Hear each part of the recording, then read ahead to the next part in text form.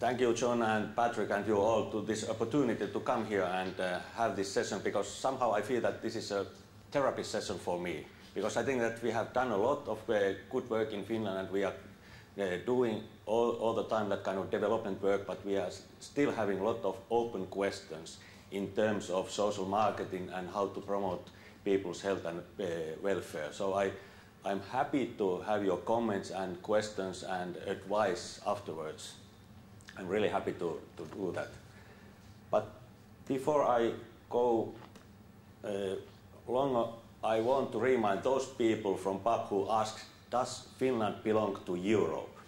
That we are really part of Europe. Our population is 5.4 million, and we have great neighbors like Sweden, as I told you yesterday evening. Maybe I didn't tell that the Swedish people are so good, but in this case, you are a great population, as well as Russian, our other neighbors. And we have more than 300 municipalities in Finland, and compared to our population, you can imagine that is one of our challenges, how to do things, because one of those municipalities can have only maybe 1,000 people, and then the biggest city, our capital Helsinki, has about 500,000 people, and the metropolitan area together 1 million people.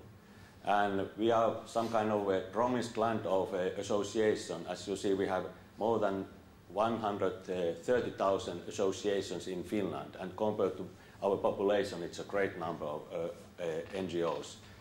But in principle and our history, it has been very strong relationship between government and NGOs. And as John already told, I try to do my best now to explain what we are doing in Finland and what does Finland Slot Machine Association to do with all of this.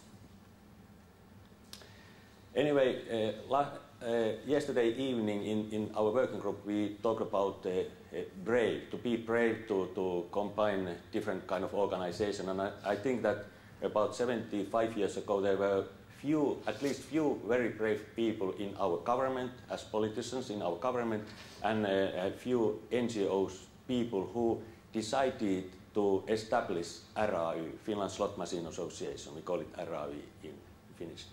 So it has started as a mutual idea of politicians and NGO people to establish really this kind of system to collect money and keep it in our society.